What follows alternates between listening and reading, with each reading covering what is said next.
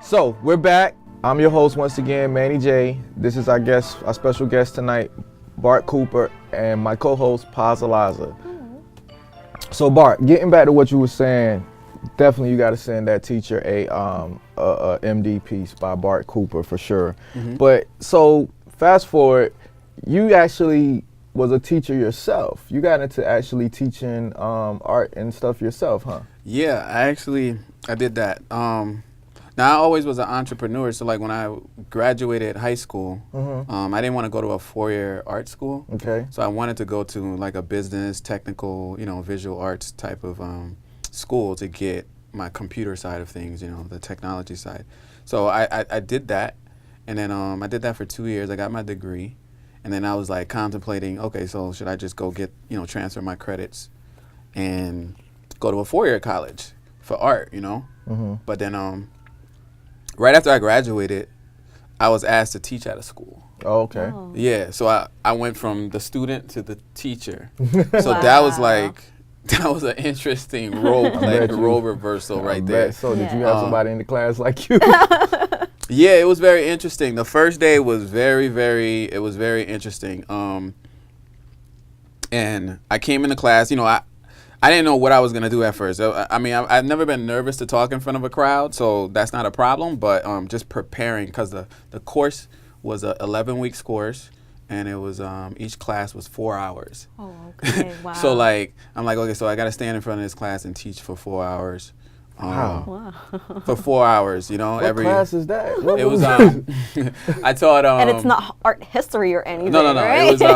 It was I took some drawing 1 and 2 classes, and then like the other class was like computer animation. Oh. So like so it was computer animation. You taught computer animation? I taught computer animation. And your nephew out there is like that's okay, so we gotta talk, B. So I did that. So the night before, whatever, I'm writing my syllabus and, all the speech or whatever I'm going to teach. You're right. So I'm going on pages. I'm just writing all this stuff on what I'm going to talk about and stuff like that.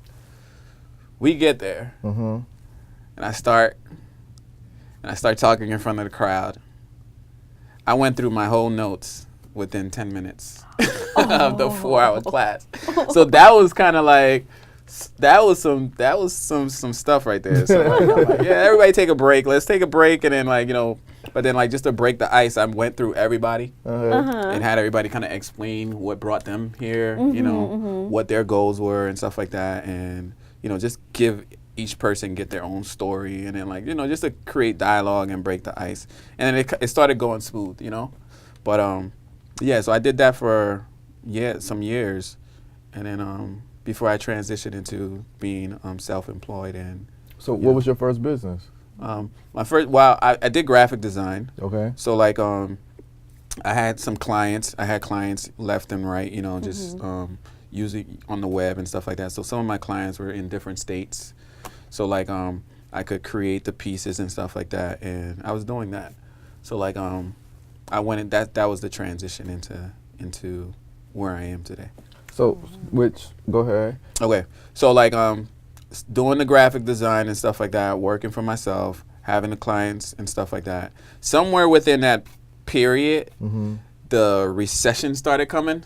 That was when it hit before, I felt it before the recession actually hit. Right. So it was one of those things where people started, letting people go, you started getting all the cut and overheads and stuff like that. So some of my contracts started getting cut. Right. Yeah. So it was one of those things where you could see what was happening, and then it was just one of those push the reset button in life and just, okay, what do I do?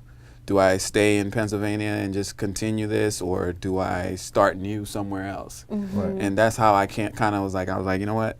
I'm going where it's nice, where the weather's nice, and I'm gonna start new there. And that's how I came to California. Oh, so I came here for the weather. Oh. Yeah. Hey. Yeah. That's Strictly why for most that. people are here. Yeah. 3 W's. Yep. If you don't know about that, then we not gonna tell you. All right, so you came to California and everything, and then you started another business at that time, right? So tell me a little bit about what happened at that time. Well, starting the other business, it was kind of, like I said, always had a background in art and stuff like that, and Okay. always wanted to do something. So in the art world, I just wanted a different twist to stuff. Okay. Where most people go to museums and go to galleries and they appreciate the art, but you can't really afford it. Okay. Growing up in the art scene all my life and just dealing with it, I wanted to create like a sort of brand that the art's affordable. Okay. It's quality stuff, and Okay. people love it. Right. But I wanted the galleries to be in people's homes where they can be like, once someone moves into an apartment or their home, they can say, okay, I want something to go with my place. I want something to speak to me when people walk in, a conversation piece, and everything is on point with it. So that's kind of how the MD art Okay. came about. You know what I'm saying? Just creating that brand for that type of market. Okay. And it worked out pretty good. Okay. And so for the people don't know what MD art is, can you explain what MD art is? Okay, so MD art, I worked under the name Maxwell Dixon at the time, so that's the MD stands for, Maxwell Dixon, the art, of course. So it's a lifestyle art brand. The title I usually go by is like art driven lifestyle. Okay. So so it's not something where it's more geared towards the lifestyle of art. So I don't like my art to just be stuck on just canvas. So what if it be on clothing? What if it be on accessories, home decor? That's where I kind of target, just someone living the art and having an experience of that. So that's where the whole brand kind of like developed from. Okay. Cool. So what's like the typical day of a person with the artist-driven lifestyle? I love that.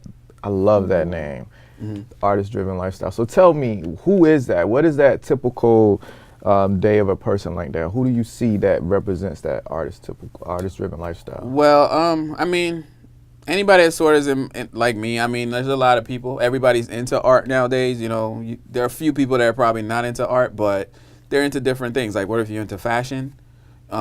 Everybody wants their place to look nice, to have an artistic flair to it or something like that. So that type of person, when someone walks into your home and they ask, oh, like these coasters, like. Which is by you, by the way. If y'all didn't know, check them out. The coasters, it has some sort of flair to it.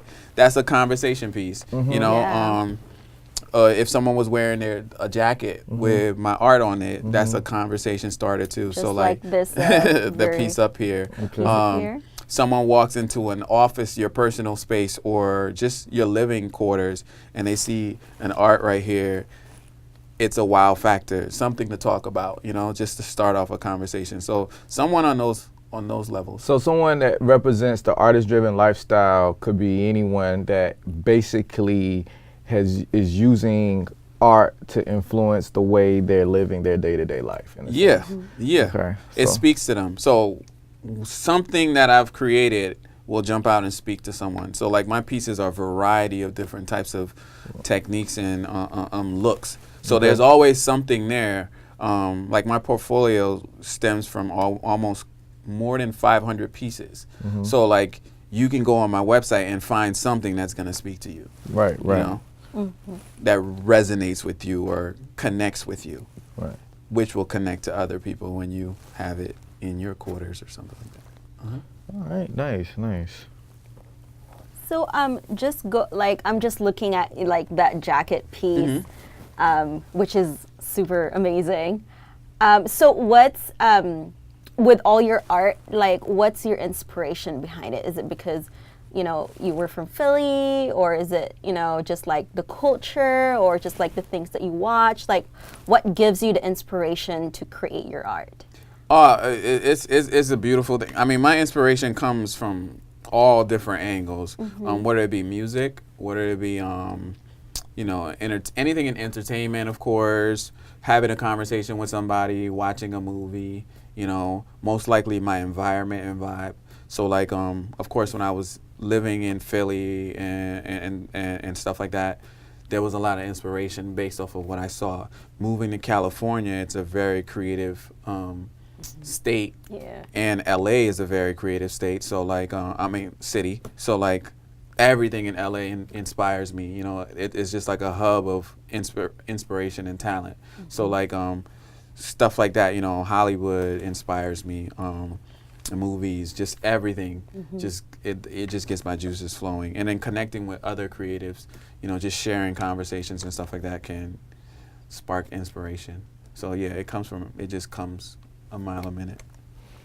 Yo, so let me ask you, man, what's like the biggest challenges you encounter as an artist? Because I know, man, sometimes with me, it's, oh my God, I can be blocks and all sorts of stuff just trying to get my ideas out. So what's some of the biggest challenges? Oh, you mean like artist block or? Just being an artist, period. What's some of like the challenges that you know? Yeah, whether it's on your business side or, you know, yeah, just like have an artist block or. Yeah, well, definitely the business side is where all the block comes from. You know what I'm saying? The other creative side has never really stopped me because I'm constantly creating. So there's never really a block there. The only time the block usually I get hit with that is when, you know, I'm dealing with business and juggling paperwork and all those other kind of things. Then it's kind of like, oh man, like, then I'm struggling. You know what I'm saying? Or just dealing with that side of it is where it blocks me artistically.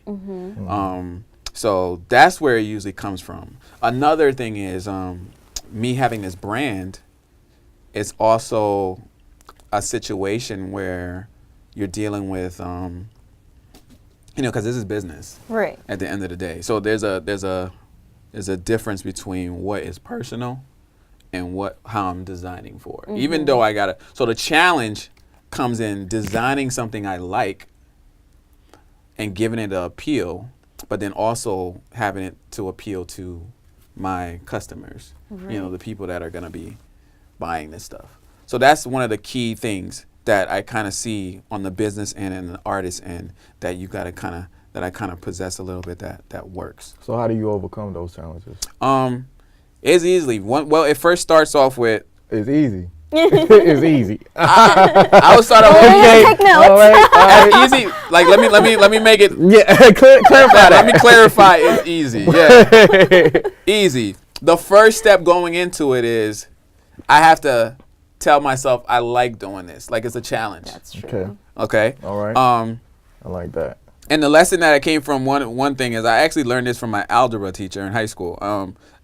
The first year I took algebra, I failed it. Okay. And then I took the class again. And I love math. I love all the stuff. You know, I was always that type of guy that loved it, but like I failed it. And then when I took it the second time, he was like, you know, he called me up on the board and he was just like, Bart, look at it as like, you know, because the first thing we do is we have a negative approach to it. So once you kind of like have a negative approach, you're not interested in doing it. You know? So say it again. You looked at it like you wanted to do it. Yeah. Okay. So he found something, like he asked me something to resonate that can connect me to it. Like once he was like, okay, so it's like solving a puzzle. Do you like solving crossword puzzles? Like, you know, it was just something like that where I wanted to solve the puzzle. So like when he was just like, yeah, if you like doing crossword puzzles, like if you think about it like solving a puzzle, then like it makes it a little bit more like you want to do it. You know what I'm saying? And then so like when I was doing the algebra stuff, it's like I always want to solve it. You know what I'm saying? So I kind of like started picturing it like it was a crossword puzzle to solve. You know what I'm saying? Yeah, that's a really good technique. Basically, you're just putting a positive connotation Exactly. with another activity. And then that's how it connected. So like with the Maxwell Dixon challenge now, to bring it into the art, and where I was saying like catering to my my clients or customers. Okay, so I say I want to do an art-driven lifestyle. Now, if you probably look at it, some of my strong points are always like portraits and faces, and like those come easy to me. Painting women and all this other kind of stuff because I love doing those kind of things. But then when it comes to a challenge where it's like, okay, now do a kitchen piece. You know?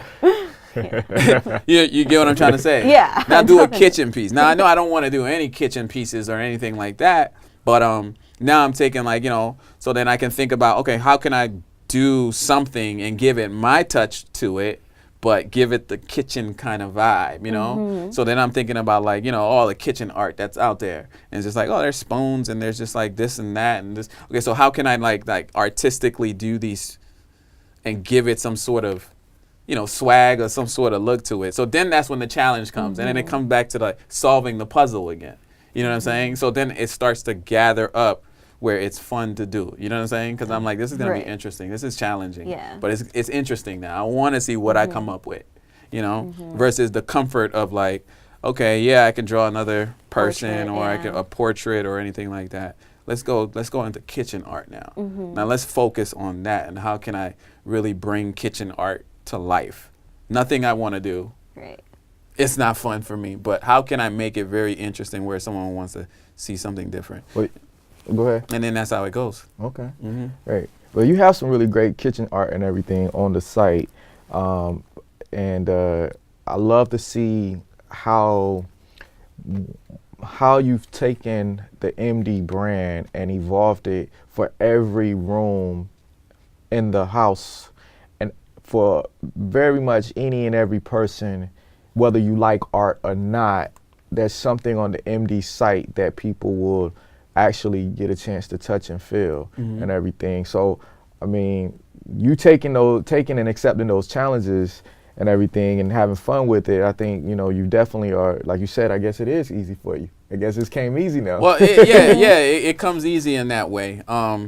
So creating is the fun part. It's easy for me, I love it, I've gained more appreciation for creating as over the years. Okay. I would say like, and which is interesting because I gained more appreciation for it moving to California, and knowing why I like create, because like I said, first I had to respect it. You know what I'm saying? Because it was something that it came so easy to me.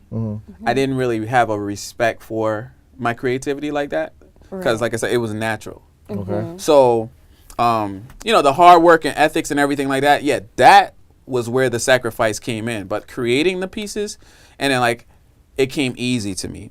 But where the respect came from was, this is actually therapeutic for me. Yeah. So in business and this art world, me doing something that I love, the creative, having the love for it, I found how it's therapy for me. Because when I don't create, I tend to go into that place of where it's like anxiety and all this other kind of worries and everything like that. But when I'm creating, it feels like it's an escape from all the mundanes of the world and getting that, getting that sort of peace or bliss. So like creativity is where I run to every time. Nice. So that's where you focus your energy. All the time, that's like my place of peace and comfort. All right. So All right. So that's a great place right there to pause at and everything. So listen, we're gonna take another break. Give Bart another time to drink some of his water right now, and we're gonna go and pay some bills. So you all stay tuned, and we'll be right back.